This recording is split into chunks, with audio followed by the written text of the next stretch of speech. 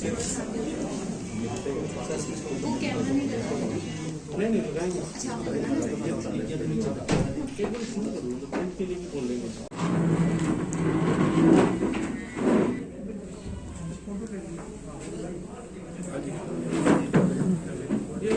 इसको हटवा देते हैं।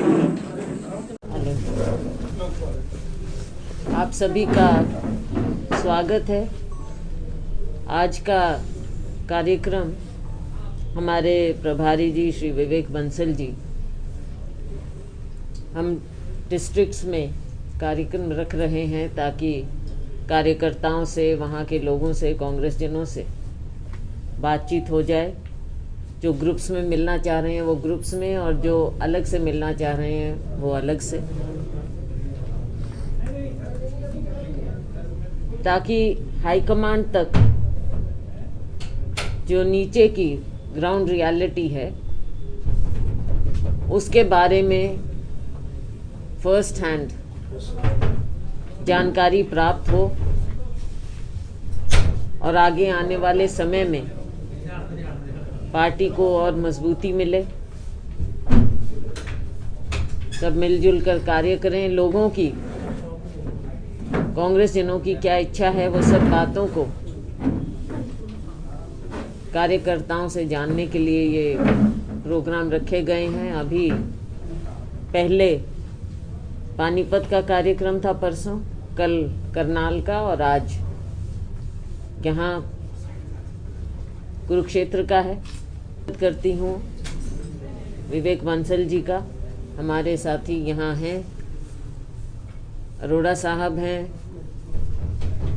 मेवा सिंह जी हैं, धनतोड़ी जी हैं, अभी चट्ठा साहब भी थे, मनदीप जी भी थे, और भी अन्य लोग हैं। कुछ लोगों से बात हुई है, हरप्रीत जी हैं यूथ कांग्रेस से। कुछ लोगों से अभी फर्स्ट हाफ में बात हुई है, बाकी से इसके बाद में होगी मीडिया इंटरैक्शन के उपरांत। आज के दिन अनेकों चुनौतियां हैं हमारे सामने। जो स्थिति है वो आप देख रहे हैं। तो ऐसे समय में आगे के लिए कांग्रेस पार्टी को जहां एक और ग्रास रूट पर मजबूती देनी है, दूसरी ओर जो भारतीय जनता पार्टी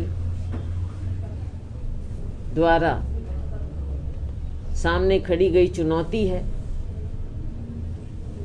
उसका भी कैसे सामना किया जाए, इन सभी बातों के बारे में और अन्य बातें जो भी लोग कहना चाहें, बताना चाहें, उसके बारे में ये मीटिंग है।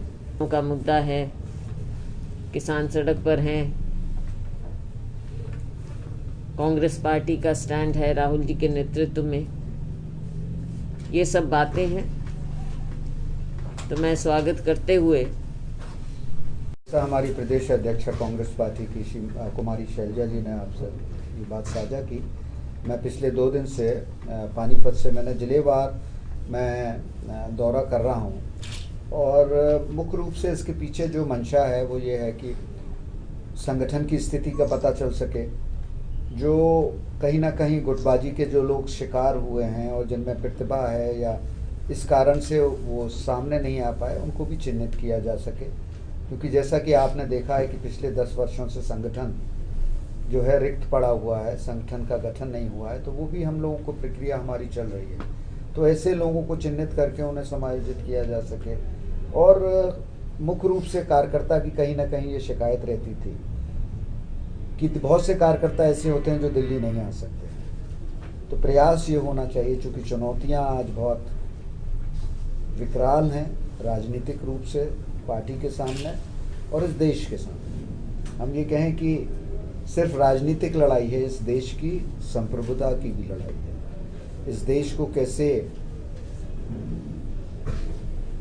एक रखना है, इस देश में जो बार बार जो वर्तमान सत्ता में जो लोग हैं, उनकी रीति नीति, उनका सोच विक्षिप्त है और कहीं ना कहीं इस देश की संप्रभुता को छीन कर रहा है। तो वो सब मुद्दे आज, और आपने देखा कांग्रेस ने हमेशा अपनी जिम्मेदारी का निर्वाह किया है, चाहे वो स्वतंत्रता आंदोलन से लेके बात हो और चाहे राष्ट्रीय स्वतंत्रता के पश्चात जिस तरीके से अनेक चुनौतियां थी। आज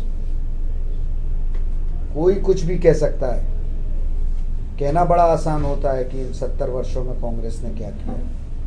कांग्रेस ने इस देश को एकजुट रखा, ये बहुत बड़ी उपलब्धि रही है।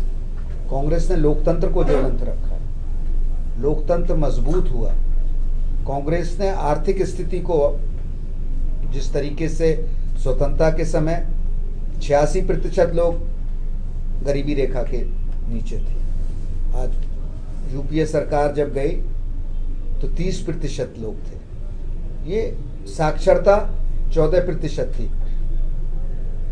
वो कहाँ से कहाँ गई। आयु अगर आप उठा के देखेंगे कि आदमी का औसतन जो आयु थी वो क्या थी, और जब यूपीए सरकार ने शासन छोड़ा तब क्या थी। तो मेरा कहने का, मुझे ये जो आपको मैं संबोधित कर रहा हूँ, ये कहने का अभिप्राय नहीं है कि कांग्रेस की उपलब्धियां गिना रहा हूँ। मेरा सिर्फ और सिर्फ ये कहने का है कि आज चुनौतियां इस देश पे वास्तविकता के संकट के बादल हैं। कहीं ना कहीं एक जो सामाजिक ताना बाना है, वो चाहे वो किसानों के आज आंदोलन की बात हो, जो किसान 62 करोड़ किसान कृषि से जुड़ा हुआ है, आज उसके अस्तित्व पर प्रश्न चिन्ह लग गया है। वो आशंकित है, भयभीत है अपने भविष्य को लेके, महसूस कर रहा है कि पूंजीपतियों के की ओर उसको धकेला जा रहा है, जिनके जो शोषण के अलावा, हम पूंजीपतियों के खिलाफ जो भी लोग हैं, हम उनके विरोध में नहीं हैं, पर लेकिन इस कीमत पे नहीं कि किसान के अस्तित्व को, किसान की आजीविका को, उसको नष्ट कर दिया जाए। उसको जो जिस वैसे ही वो अपनी आय को लेकर जूझ रहा है, अपनी जीविका को लेकर जूझ रहा है। आज इस देश में 80% किसान 2 हेक्टेयर से कम की भूमि के मालिक हैं, जैसा रिपोर्ट बताती हैं। तो ये सब चीज़ें हैं, मुद्दे हैं। आज किस तरीके से 60 दिन होने को आए और किसान आज सड़कों पर बदहाल है। वो सरकार जो कहती है कि सबका साथ सबका विकास, क्या किसान आज जिस तरीके से है, जिस सरकार ने कहा कि हम जिस समय शासन में आना था, आदरणीय प्रधानमंत्री जी ने बड़े बड़े वादे किए थे कि इनकी आय को दुगना करा दिया जाएगा, स्वामीनाथन रिपोर्ट को लागू किया जाएगा। आज मात्र 2016 से और 20 तक किसान की आय में वृद्धि मात्र 3% की हुई है। तो ये सब आंकड़े हैं और किसान की जो बदहाली हो रही है, और कृषि क्षेत्र ही ऐसा रहा है इस साल जिसने वृद्धि दिखाई है। आप उसी को, जो जिसे कहते हैं ना, जो आपका पेट भर रहा है उसी के पेट पर आप लात मार रहे हैं। जो इस आपको कहीं ना कहीं यही प्रदेश है हरियाणा और पंजाब जिसने हरित क्रांति में एक महत्वपूर्ण भूमिका का निर्वाह किया, और आज उसी किसान आपको आत्मनिर्भर बनाया। आत्मनिर्भर का आपने नारा जरूर दिया, आत्मनिर्भरता का नारा पंडित जवाहरलाल नेहरू ने दिया था जब अपने शासन में, आत्मनिर्भरता का। तो आज उसने आपको आत्मनिर्भर बनाया है खाद्यान्न के क्षेत्र में हरित क्रांति के फलस्वरूप, और उसी के पेट पर आज लात मारी जा रही है। और सरकार जिस तरीके से इससे निपट रही है, मुझे संतोषजनक नहीं, और हमारे नेता आदरणीय राहुल गांधी इस बात को बार बार दोहरा रहे हैं। तो ये सब अनेक चुनौतियां हैं। तो इन सब को लेकर हम लोग, क्या पार्टी का कार्यकर्ता महसूस करता है भविष्य को लेकर, किस तरीके से हमें उसकी आकांक्षाओं को समायोजित करना है अपनी आगे की रणनीति में, किस तरीके से हमें उन लोगों को आगे बढ़ाना है जिनमें क्षमता है, किस तरीके से बार बार आप लोग भी कहते हैं, बार बार कहीं ना कहीं गुटबाजी की बात भी आती है, तो उसको भी न्यूनतम स्तर पर कहिए या उसे ख़त्म करना है। और मैंने बात कही, जो क्षमतावान है उनको हम लोग चिन्हित करेंगे तो अपने आप गुटबंदी जो है वो समाप्ति की ओर जाएगी। और मुझे बड़ा बहुत ही जो 2 दिन का दौरा रहा, जिस तरीके से संवाद रहा कार्यकर्ताओं से, बहुत संतोषजनक रहा। मैंने चाहे वो साहब जैसे किसानों का मुद्दा है, बात किया कि पार्टी में बार बार आरोप लगाए हैं, चाहे मनोहर लाल खट्टर उन्होंने भी आरोप लगाए हैं कि कांग्रेस मिली हुई है, कांग्रेस उत्साह, इसको लेकर आप देखिए, जब आदमी कहीं ना कहीं असहाय महसूस करता है या असफल होता है, तो ठीकरा दूसरे पर ही फोड़ता है। ये कृषि बिल मनमाने ढंग से हमने लागू नहीं किए थे। एक लोकतंत्र में एक परपाटी होती है, विपक्ष के साथ मशवरा किया जाता है, जिनको वो प्रभावित करता है उन किसान समूहों से इन्होंने क्या वार्ता की उससे पूर्व, लागू करने से पूर्व। आज किसान आंदोलन है कर रहा है और हम विपक्ष में हैं। हम अगर हमारी प्रतिबद्धता है, हम भी अगर ऐसा महसूस करते हैं तो अगर हम अपना विरोध हम प्रकट कर रहे हैं तो क्या गलत है? अगर किसी भी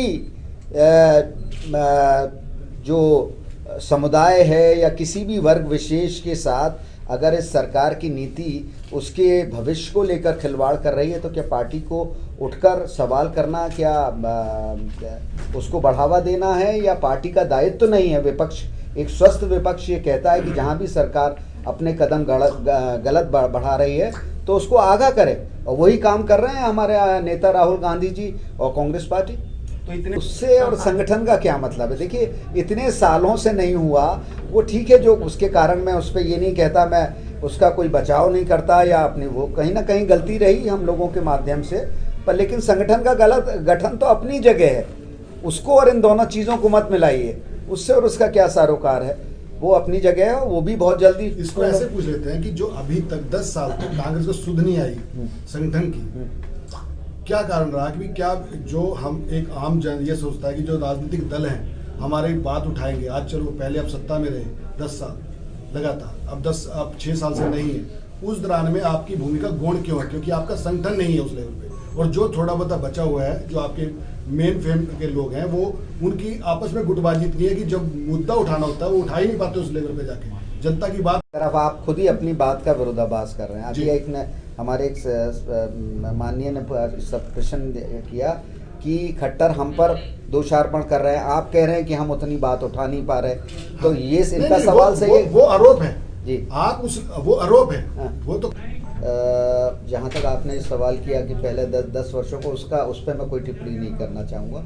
उसके कारण आपको भी मालूम है बहुत सी चीज़ें रही होंगी जो भी रही होगी, पर इतना ज़रूर आश्वस्त कर सकता हूँ कि बहुत जल्दी अतिशीघ्र इसका गठन होगा। और मेरा प्रयास है कि व्यक्तिगत स्तर पर सभी से जो भी है, जो नब्ज़ टटोलने आया हूँ और काफ़ी हद तक उसमें सफल हो रहा हूँ, और ये चलता रहेगा संवाद। और जहाँ तक और इससे जहाँ जो आपने कहा कि आवाज़ इस विरोध को लेके, मेरे ख्याल से मुझे नहीं लगता कांग्रेस का हर नेता इस बात को लेके गंभीर है जो किसानों की समस्या है, और संवेदनशीलता के साथ आवाज़ भी उठा रहा है। उनके आंदोलन में जो एक सार्थक सहयोग करना चाहिए वो कर रहा है।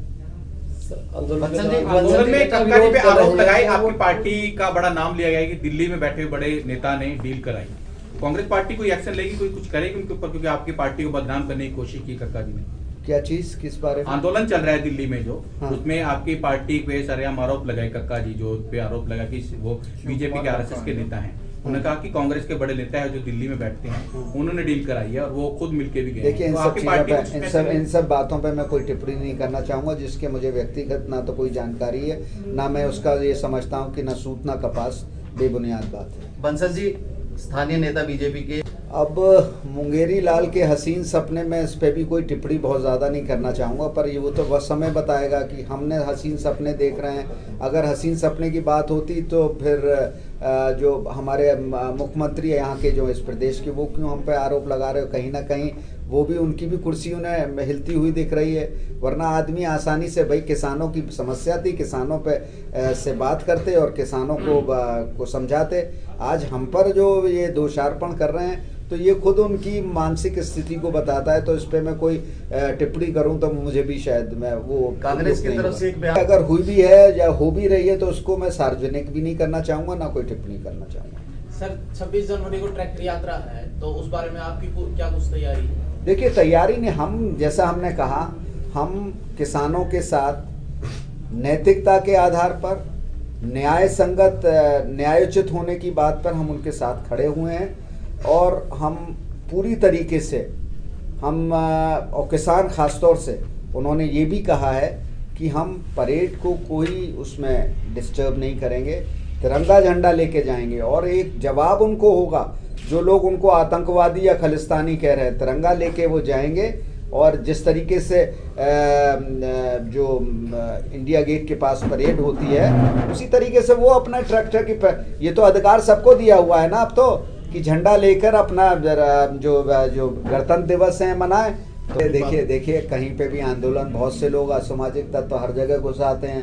लेकिन विरोध नहीं किया है, कांग्रेस ने विरोध नहीं किया। देखिए विरोध अब ये तो बिल्कुल किया होगा, मुझे नहीं मालूम उस पर, मैं कोई मेरे तो संज्ञान में भी नहीं है कि वहाँ भिंडरवाला के पोस्टर आप बता रहे हैं, तो वो मैं पता करूंगा और उस पर फिर उस पर देखिए जो भी जिसने भी देश की अस्मिता के प्रश्न उठाए हैं, हम उसका समर्थन तो कर ही नहीं सकते हैं, हम तो कोई भी है पर। लेकिन आज आप किसान आंदोलन को ये कह के कि वहाँ 2 पोस्टर लग गए, ये बहुत उनके साथ जो है बहुत ज़्यादा अन्याय है। उनकी मांग के साथ कहीं ना कहीं ये आपकी मानसिकता, जो भी इस तरीके के प्रश्न उठा रहे हैं, किसानों के प्रति संवेदनशील नहीं है, किसानों के अधिकारों के प्रति संवेदनशील नहीं है, और इस देश का जो एक बहुत बड़ा वर्ग है, जो अन्नदाता जिसे पंडित जवाहरलाल नेहरू ने कहा, उसके प्रति उनकी कोई सहानुभूति नहीं। इतने लंबे समय तक राज करने के बाद भी सबसे शांति प्रिय आंदोलन किसानों का है। मेरा सवाल की जो दशा सुधारने की बात आप लोग ऐसे कह देते हैं, चाहे वो जमींदारी एबॉलिशन बिल हो, चाहे वो बैंकों का राष्ट्रीयकरण हो, चाहे वो मनरेगा योजना कौन किसके लिए लाए थे, जो बेरोजगार किसान गांव में रहता है उसके लिए, पर अविलंब बहुत जल्दी होगा। प्रदेश स्तर का या ब्लॉक से प्रदेश सब होगा, सब संगठन का मतलब पूरा है, सब ब्लॉक से लेकर अब ब्लॉक में तो देखिए समय लगता है, पर और सब गठन हो 2-3 महीने में कहाँ तक का, जिले का या स्टेट का? जिले स्टेट सब होंगे। तो जो नेता कांग्रेस छोड़कर बीजेपी में शामिल हुए हैं, उनकी वापसी ये सिंबल पर लड़ेंगे पंचायत चल रही है, लोग कार्यकर्ताओं से जानकारी ले रहे हैं। सर कार्यकर्ताओं की फीडबैक क्या है इस पूरे मामले को लेकर, जो सवाल उन्होंने पूछा है कि सिंबल पर लड़ा जाएगा? नहीं, वो मिली जुली आ रही है, वो सब चीजें चल रहा है। सर आप पार्टी कार्यालय पर्सनली मिलना था, ये कारण था। बंसल जी, आप हरियाणा में कार्यकर्ताओं की नब्ज टटोल रहे हैं। हाँ। कांग्रेस के शीर्ष नेतृत्व को लेकर के हमेशा से सवाल उठता रहा है। जी। क्या आपको लगता है कि कार्यकर्ताओं को उनकी मांग है या उन्हें महसूस होता है कि जो शीर्ष नेतृत्व है उसको बदला जाए? एक चीज। दूसरी चीज, हरियाणा के अंदर अभी कुमारी शैलजा प्रदेशाध्यक्ष हैं कांग्रेस की। तो आने वाले जिला पंचायत के चुनाव होंगे, उसमें हुड्डा को ज्यादा महत्वता दी जाएगी या कुमारी शैलजा को? देखिए, क्योंकि आपने अभी खुद ही बोला कि गुटबाजी को लेकर के भी अच्छा, अब मैं उसका जवाब का दे देता हूँ जी। मैंने आपसे क्या कहा, जिनमें प्रतिभा है उनको चिन्हित किया जाएगा।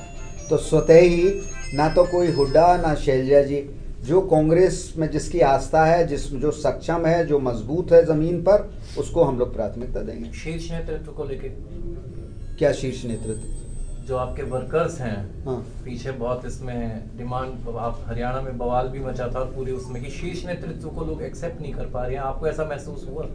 नहीं, मुझे तो नहीं हुआ, सबने अपनी आस्था प्रकट की, ऐसा नहीं हुआ, बिल्कुल महसूस कि भ्रांति कौन फैला रहा है? सर प्लीज उनको बोलने दीजिए। जी हाँ, ये कहा ना आपने कि भ्रांति है, ऐसा मुझे कहीं लेश मात्र भी मुझे नहीं ऐसा महसूस हुआ।